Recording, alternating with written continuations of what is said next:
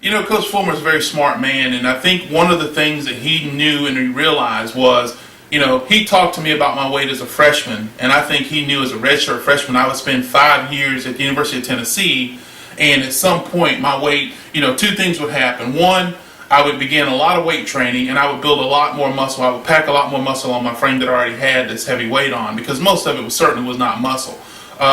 He also knew that just in general over time that I would probably pack on 5-10 pounds a year throughout my career in college. So by the time I actually graduated the University of Tennessee, I weighed 325 pounds. When I went to the NFL Combines, it was 325 pounds. But when you get to the NFL, it's a different set of guides that help you maintain your weight. In college, I got Coach Fulmer screaming in my ear, with the threats of you're going to run every day after practice beyond what we normally do if you don't maintain your weight. We're going to get you up at 6 o'clock in the morning and you're going to go for a walk, you're going to go for a run, you're going to go for a jog. You're going to maintain your weight. And that helped you so much because you had someone, one, who had a genuine care about your health, and two, that driving force that says, I'm your coach, I need you to be the best player you can be, I need you to be able to run, I need you to be able to do all these things. And it was a great system to help me maintain that weight. Otherwise, it may have gotten out of control even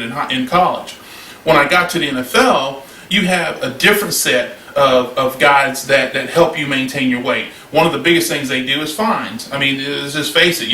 Now, how do you get to these guys that's making millions of dollars? You hit them in the pocketbook. And the typical fine at that time in the NFL was, if you reported in overweight, you would have to pay $50 per pound per day, as long as you were overweight. So, you do the math. You come in 10 pounds overweight, it's basically $500 a day until you get it down. So it would really force you to do the things you have to do to get that weight down and make sure you maintain it.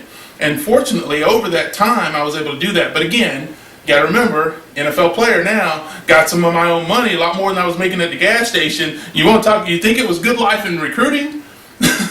It's real good life when you got your own paycheck and an NFL paycheck, and you can go pick the restaurant you want to go to, and you can go to those as much as you want. So it was good also because you can maintain your weight during the season with all the practices, the exercise, and all the activity. You were able to maintain your weight. But in the off season, guys tend to gain more weight. We see it all the time. Guys come into training camp a little bit heavy. Let's face it. We work hard for those 6 months to 8 months, and we want to take some time off. And a lot of times we take vacation, we do whatever, and we tend to gain a little bit of weight. But for the most part, during my time in the NFL, I was able to control my weight.